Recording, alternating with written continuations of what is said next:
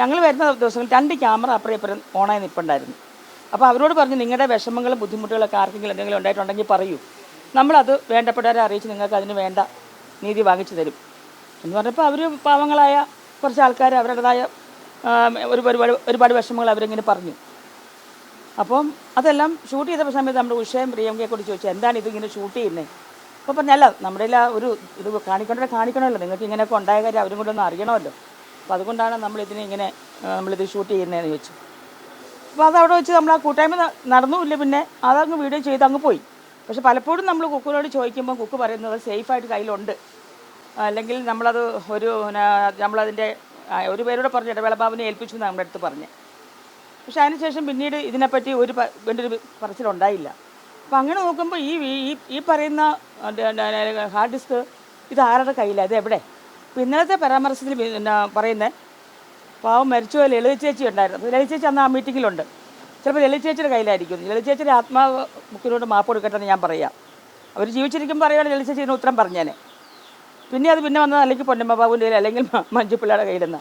അവിടെ വന്നാൽ കുറേച്ച് നാളെ അവർക്കായിട്ട് അവർ നിങ്ങളൊക്കെ കാണാനിരിക്കുക. അപ്പോൾ അവർക്കെല്ലാം അറിയാം ഇത് ആരുടെ കയ്യിലായിരിക്കുന്നതെന്ന്, ഇത് ആരാന്ന് കൊണ്ടുപോയെന്നും വ്യക്തമായിട്ട് മറ്റുള്ള സ്ത്രീകൾക്കൊക്കെ എല്ലാം അറിയാം. ഇത് കുക്ക് പരമേശ്വരൻ എന്ന് പറഞ്ഞ ആരുടെ കയ്യിൽ തന്നെയാണ് ഈ കാർഡ് വീഡിയോ ഷൂട്ട് ചെയ്ത് അവരുടെ കയ്യിലായിരിക്കുന്നത്. അപ്പോൾ അത് പെൺകുട്ടികൾക്കെല്ലാം ഭയമായിരിക്കുക. ഇപ്പോൾ എന്താണെന്ന് വെച്ച് കഴിഞ്ഞാൽ നമ്മളിപ്പോൾ നമുക്ക് എപ്പോഴും ലേഡീസ് എപ്പോഴും മുൻനിരയിൽ വരണം, ലേഡീസ് എപ്പോഴും എല്ലാ ഭാഗത്തും ഉണ്ടാവണമെന്ന് ആഗ്രഹിക്കുന്ന ഒരാളാണ് ഞാൻ.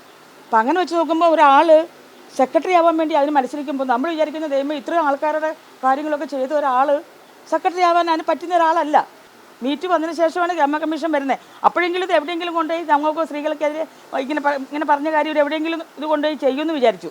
നമുക്ക് അമ്മയ്ക്ക് വേണ്ടി നിന്നുകൊണ്ട് ചെയ്യുന്ന കാര്യങ്ങളല്ലേ, അപ്പോൾ അവർ ചെയ്യുമെന്ന് വിചാരിച്ചിട്ട് അവർ ചെയ്തില്ല.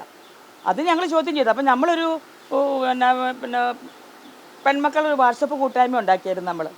അപ്പോൾ അതിനകത്ത് ഇത് ചർച്ച വന്നു. എവിടെ ആ CD എവിടെ, അല്ലെങ്കിൽ മറ്റേ കാർഡ് എവിടെയെന്ന് ചോദിച്ചിട്ട് പോയപ്പോഴത്തേക്ക് അതൊരു വലിയ ഇഷ്യൂ ആക്കി വന്നിട്ട് അതിനെ വേറൊരു ഇഷ്യൂവിനെ അതിനെ മൂടാൻ വേണ്ടി ഒരു ഇഷ്യൂ കൊണ്ടിട്ടിട്ട് അതിൽ നിന്ന് കുറച്ച് ആൾക്കാർ ലെഫ്റ്റ് അടിച്ചു പോയി. ഞങ്ങളുടെ ഗ്രൂപ്പിൽ നിന്ന് തന്നെ 10-12 പേരെ ലെഫ്റ്റ് അടിച്ചു പോയി. അപ്പോൾ പിന്നെ ഞങ്ങൾക്ക് മനസ്സിലായി ഇതിനെ മറയ്ക്കാൻ വേണ്ടിയിട്ടാണ് അവരതിനെ, പിന്നെ അത് ചർച്ച ഉണ്ടാവില്ലെന്ന് വിചാരിച്ചു. പക്ഷേ അത് ഉഷ കഴിഞ്ഞ ഒരു പ്രസ് മീറ്റിൽ ഉഷ അത് പറഞ്ഞു.